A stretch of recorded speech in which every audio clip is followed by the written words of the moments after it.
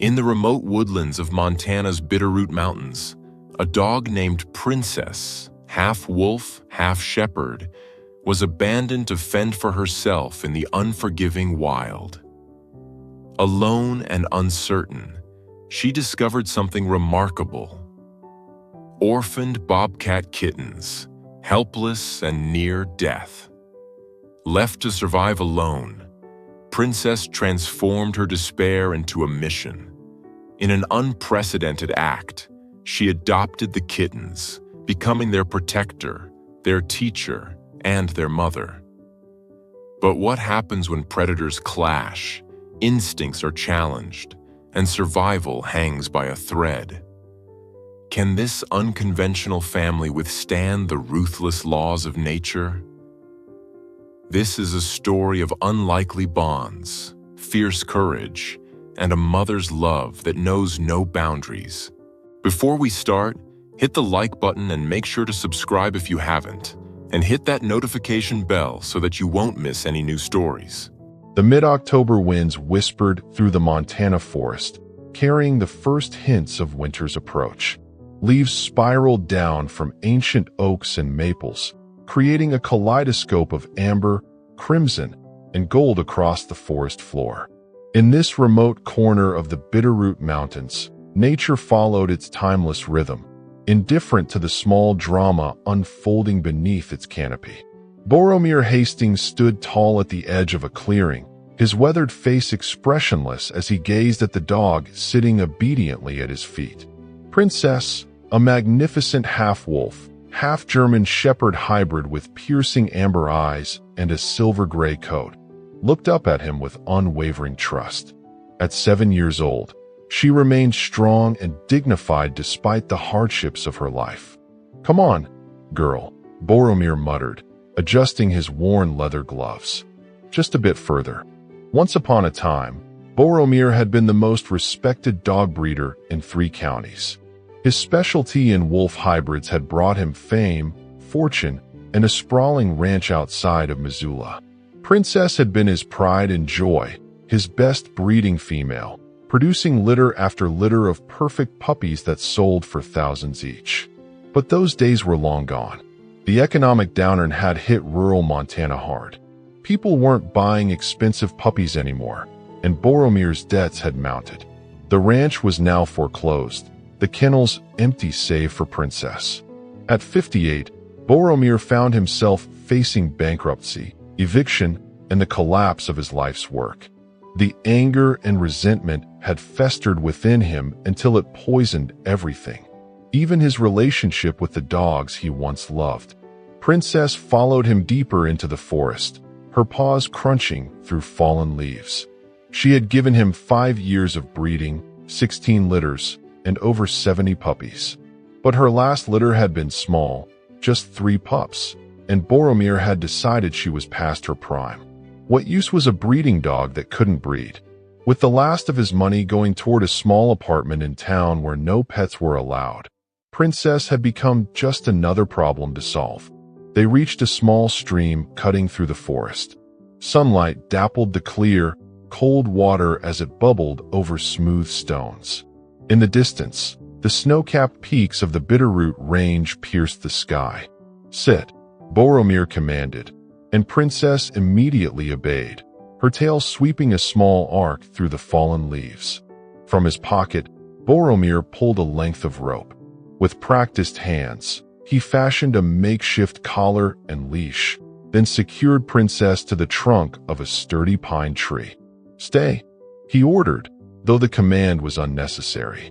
Princess had never disobeyed him. For a moment, something like regret flickered across Boromir's lined face. He reached out, his calloused hand hesitating before finally patting Princess's head one last time.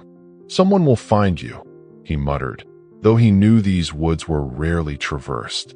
It was easier than admitting the truth, than facing what he was really doing. "Or you'll break free. You're half wild anyway." Princess whined softly, sensing something was wrong. Her intelligent eyes tracked Boromir as he straightened, turned, and began walking away. She didn't bark or howl. She simply watched, confused, as the only human she had ever known disappeared between the trees. Princess settled onto her haunches, patient and trusting. Boromir would return. He always returned. But as the afternoon shadows lengthened and the forest grew quiet with the approach of evening, a growing unease settled over the abandoned dog. The distant howl of a wolf pack sent a shiver through her, awakening something primal and long dormant. Night fell. The temperature dropped. Hunger gnawed at her belly. Still, Princess waited. Dawn broke cold and clear, painting the forest in pale gold light. Princess had spent the night alternating between fitful sleep and alert watchfulness. Her throat was parched, her stomach empty. The stream gurgled just beyond her reach, a cruel reminder of how close, yet inaccessible, relief was. By midday, acceptance slowly replaced confusion. Boromir wasn't coming back. The realization settled into Princess's consciousness like a stone sinking into a still pond. With it came something else, a stirring of her wolf heritage, the ancient knowledge of survival coded into her DNA. The rope around her neck was sturdy, but not impervious to sharp teeth. Princess began to chew, working methodically at the fibers. Pain lanced through her gums as one of her teeth cracked, but she persisted. Hour after hour, she gnawed and pulled until, just as the second sunset since her abandonment painted the sky in fiery hues, the rope finally gave way. Freedom was disorienting after a lifetime of captivity. Princess approached the stream cautiously, lapping at the cold water until her thirst was quenched. Then, with the instinct of her wild ancestors guiding her, she began to hunt. The first few days were brutal. Princess was accustomed to regular meals of premium dog food, not the harsh reality of catching her own prey. Her initial attempts at hunting were clumsy and unsuccessful. She survived on berries, grubs, and the occasional unlucky mouse that crossed her path. But with each passing day, her movements grew more fluid, her senses more attuned to the forest. The wolf blood in her veins asserted itself, teaching her to move silently, to scent prey on the wind, to kill quickly and efficiently. She learned to catch rabbits, to fish in shallow streams, to find edible plants and roots. Weeks passed. Princess's once sleek coat grew thicker as winter approached, her body leaner but stronger. The forest became her domain, a place where she moved with growing confidence. She established a territory, marking its boundaries and defending it against other predators. She found a den beneath the roots of a fallen spruce, lining it with dried grasses and leaves. It was during an unusually warm day in late November that Princess, following the scent of water to a new stream, heard the sounds that would change everything. The cries were faint, barely perceptible above the rustling of leaves and the gurgle of the stream. But Princess's ears, now finely tuned to the symphony of the forest, caught the distinctive mewling, the desperate cries of young in distress. Curiosity overcame caution. Princess followed the sound to a hollow beneath a rocky outcropping. The scent that greeted her was unmistakable, the musky odor of Bobcat, mingled with the metallic tang of blood and the sour smell of death. Inside the den lay a female bobcat, her body stiff and cold. Disease or injury had claimed her, leaving behind 4 tiny kittens, their eyes barely open, their spotted fur still downy soft. They squirmed blindly, mewling for a mother who would never return. Princess should have retreated. These were not her kind. They were potential rivals, future threats in her territory. The wolf part of her understood the brutal mathematics of survival. Resources were limited and competition eliminated.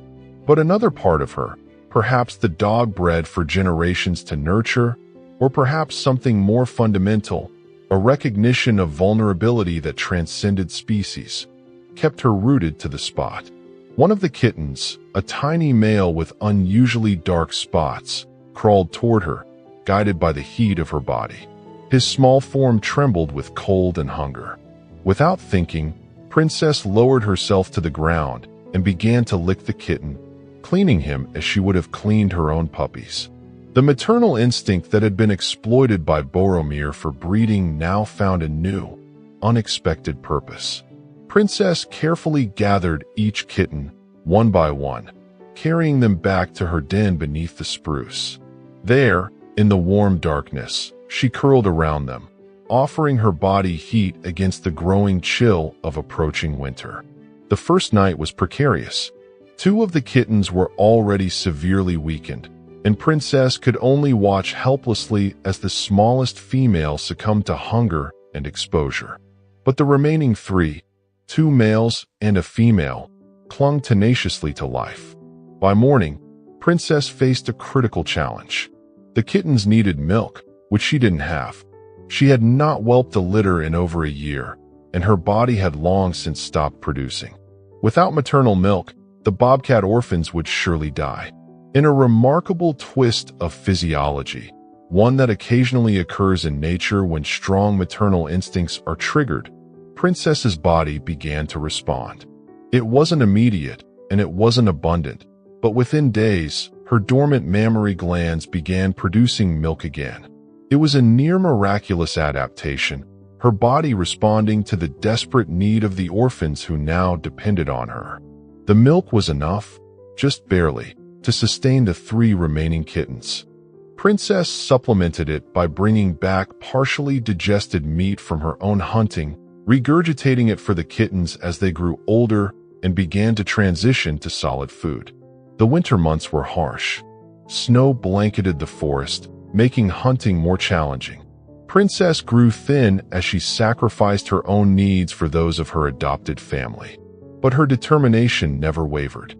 The kittens, whom she had named in her own way through scent and touch, Dark Spot, Swift Paw, and Bright Eyes, thrived under her care. As winter yielded to spring, the Bobcat kittens grew rapidly. Their spotted coats filled out, their movements became more coordinated, and their personalities emerged. Dark Spot, the first one Princess had touched, was cautious and observant. Swift Paw, the other male, lived up to his name with his boundless energy. Bright Eyes, the female, possessed an intelligence that sometimes seemed to match Princess's own. Princess began their education in earnest. She taught them to stalk by having them pounce on her swishing tail. She showed them how to scent prey on the wind, how to move silently through underbrush, how to wait with endless patience for the perfect moment to strike. The lessons were instinctual to her, but they required adaptation. Bobcats hunted differently than wolves or dogs. Yet somehow, the cross-species instruction worked, each learning from the other in a unique blend of their natural abilities. By late spring, the kittens were adolescents, capable of making small kills on their own. Princess watched with what could only be described as pride as Swift Paw caught his first rabbit, as Bright Eyes perfected the art of catching fish from the stream, as Dark Spot developed an uncanny ability to spot prey from impressive distances. Their family unit was unconventional but harmonious. They hunted together, shared kills, and slept curled together in the den that now bore the mingled scents of dog and bobcat. The forest and its inhabitants had accepted this strange family, recognizing the strength that came from their union. But the wilderness is unforgiving, and peace rarely lasts. The trouble began on a warm day in early summer. Princess was hunting alone, having left her now nearly grown adoptees to practice their skills independently. She had followed the scent of deer down an unfamiliar path, venturing farther than usual from their established territory. She didn't realize she had crossed into danger until it was too late. The scent markers were subtle, not the bold warnings of wolf packs, but the more understated territorial claims of wolves. A small group of them, 2 males and a female, had established a hunting ground in this part of the forest. Princess froze as the female wolf appeared on a rock above her, back arched, teeth bared in a silent snarl. Moments later, the 2 males emerged from the underbrush, effectively surrounding her. Wolves are typically pack hunters, relying on teamwork to take down prey. However, Small groups sometimes form temporarily, especially among siblings or dispersing individuals. This alliance of three was unusual, and all the more dangerous for it. Princess's size gave her an advantage. She was larger than any of the wolves individually, but together they presented a lethal threat. She backed away slowly, trying to avoid a confrontation, but the lead male launched himself at her with explosive speed. Teeth flashed, claws raked. Princess yelped as sharp fangs found purchase in her shoulder.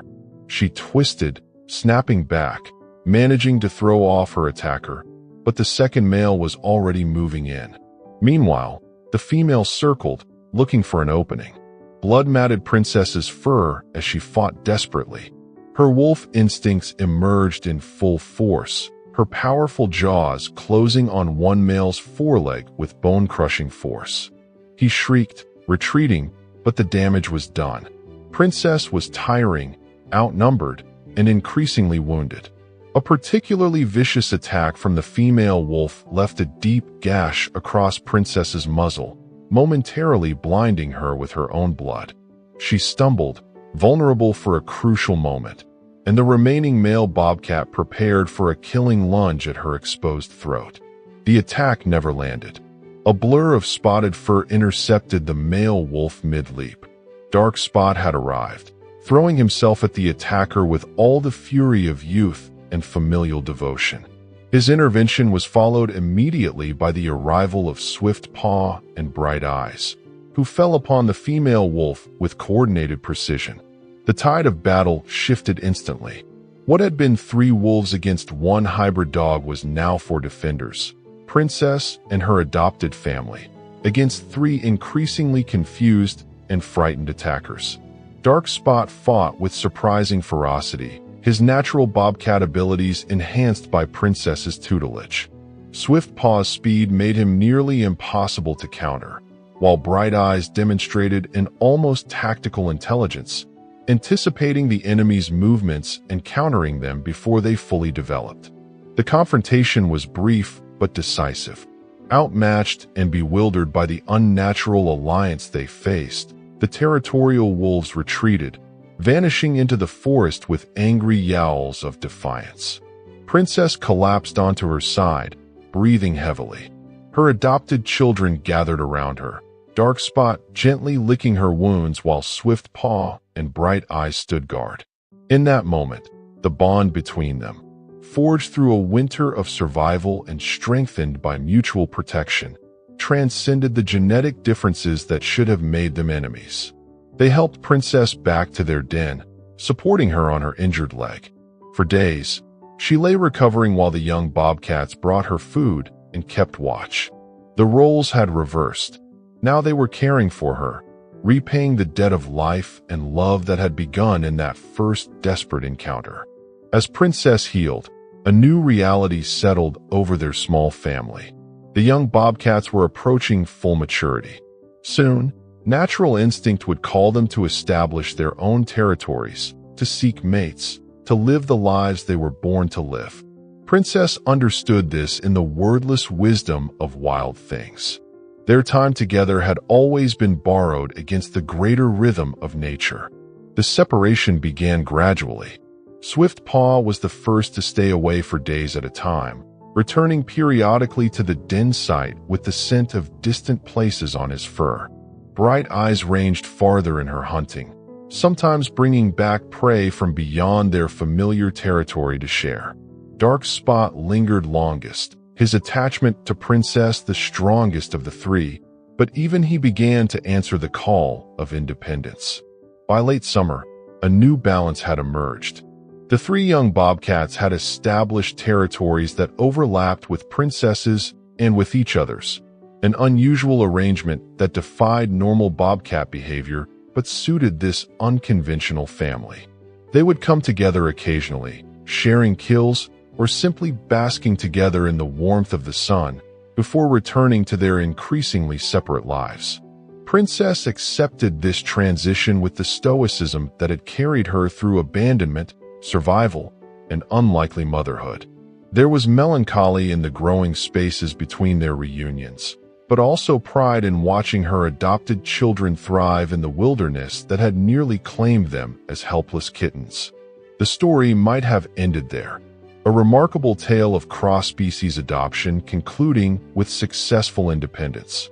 But life, like the forest itself, continues beyond what seems like natural endings. Late autumn brought change to the mountains. Hunters began to appear in the forest, their season opened for deer and elk. Princess, with her dog instincts still intact, recognized the sound of humans long before she saw them. She avoided them easily, her caution well established after Boromir's betrayal. Among those hunters was Michael Reeves, a wildlife biologist from the University of Montana who supplemented his research with seasonal hunting. Unlike many who came for sport alone, Michael's interest in the forest ecosystem ran deep. He noticed signs that others missed, the unusual territorial markers that suggested bobcats living in unusually close proximity, the tracks that told stories of a large canine moving through the same areas. His curiosity piqued. Michael began setting up wildlife cameras throughout the region. For weeks, they captured nothing unusual, just the expected deer, elk, and occasional black bear. But then, on a cold November morning, almost exactly a year after Princess had found the orphaned kittens, one camera recorded something extraordinary. The footage showed Princess, now looking fully wild with her thick winter coat, moving through a small clearing. She paused, alert to something off camera. Then, remarkably, a fully grown bobcat, dark spot, though Michael couldn't know his name, appeared beside her. They touched noses in greeting before moving together out of the frame, clearly comfortable in each other's presence. Michael was stunned. Canines and felines, especially wild ones, rarely interact peacefully. This suggested a relationship that defied natural behavior. He became obsessed with documenting this phenomenon, setting up more cameras, and spending days tracking the unusual alliance. Over the following weeks, Michael's cameras captured more incredible scenes. Princess sharing a deer carcass with swift paw, Bright Eyes and Princess traveling together along a ridgeline. All four animals sleeping in a patch of sunlight, their bodies casually touching in a display of trust that should have been impossible between their species. Word of Michael's discovery spread through academic circles. A small research grant was secured to study what was being called interspecies adoption behavior in wild canids and felids. A team of graduate students joined the project, expanding the observation network. One day, while checking his cameras, Michael had his first direct encounter with Princess. She appeared suddenly on the trail ahead of him, regarding him with cautious intelligence. Michael froze, aware of the rarity of this moment. Princess showed no fear, unusual for a wild animal, but rather a wary assessment. "Hello there," Michael said softly, crouching to appear less threatening. Princess tilted her head, her amber eyes reflecting recognition of human speech. It was then that Michael noticed the faded marks around her neck, the scars from a collar long gone, and realized this was no ordinary wild dog. This was a domestic animal that had somehow adapted to wilderness life. Their encounter was brief. Princess disappeared into the underbrush as quietly as she had appeared. But for Michael, it was the beginning of a new understanding. This wasn't just a case of unusual animal behavior. It was a story of abandonment, survival, and chosen family that transcended species boundaries. The research continued through the winter. Gradually, through careful and non-invasive observation, Michael pieced together the likely history. A domestic dog abandoned in the wild, the improbable adoption of bobcat kittens, their survival against all odds, and the lasting bond that connected them even as they grew into their separate lives. Michael's findings became the subject of academic papers, wildlife documentaries, and eventually, public interest. The story of the dog who saved orphan bobcats captured imaginations far beyond academic circles.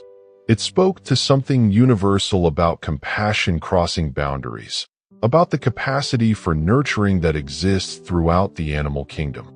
For Princess and her adopted family, life continued largely undisturbed. The researchers were careful to maintain distance, to observe rather than interfere. The forest remained their home, their sanctuary. 3 years after her abandonment, Princess's age began to show. Her muzzle grayed, her steps slowed. The winters grew harder for her aging body. Yet she was never alone. Her Bobcat family, now fully mature and established in their territories, continued their unconventional relationship. They visited her regularly, sometimes bringing prey, other times simply keeping company.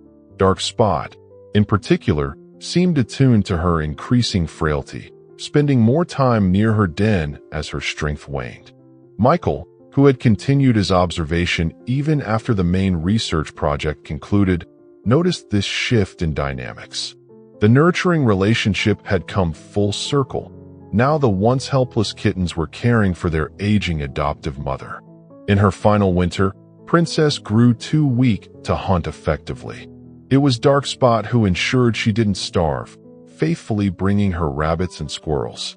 Swift Paw and Bright Eyes, now with mates and territories of their own, still visited, maintaining the connection that had defined their unusual family. Princess passed peacefully in her sleep during the first thaw of spring, curled in the den that had sheltered her little family through so many seasons.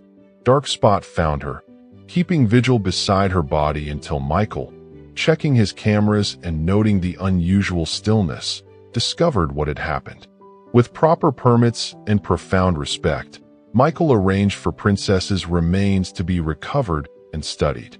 Her body told the remarkable story of her life, the scars of domestication, the physical changes that allowed her to nurse non-canine young, the wounds from countless hunts, and the decisive battle that had cemented the bond with her adopted children. The cemetery at the University of Montana's Wildlife Research Center became Princess's final resting place. A simple marker commemorated her life and her extraordinary contribution to understanding animal behavior. Princess, 2012 to 2025. She crossed boundaries and taught us that family is who you choose to protect. The 3 bobcats continued to thrive in their forest home. Researchers occasionally glimpsed them or captured them on camera, noting how they maintained their unusual alliance even after Princess's death. Dark Spot, Swift Paw, and Bright Eyes would sometimes be seen together, defying the solitary nature of their species, gathered at the site of their old den as if in remembrance. Michael's research, meanwhile, expanded into a broader study of animal cognition, empathy, and adaptive behavior. Princess's story became foundational to a new understanding of the complexity of animal relationships, a testament to the capacity for connection that exists throughout the natural world. In scientific journals, wildlife documentaries, and conservation education programs, the story of Princess and her bobcat family continued to be told. It reminded humans that the natural world is full of wonders yet to be understood, that the boundaries we perceive between species are perhaps more permeable than we imagine, and that the capacity for care and protection can emerge in the most unlikely circumstances. In the forests of Montana, where the wind still whispers through ancient trees and the cycle of seasons continues its eternal rhythm, the legend lives on, not just in human memory, but in the unusual behavior of bobcats who, generations later, still exhibit the legacy of Princess's remarkable act of compassion, the capacity to recognize family beyond the boundaries of species.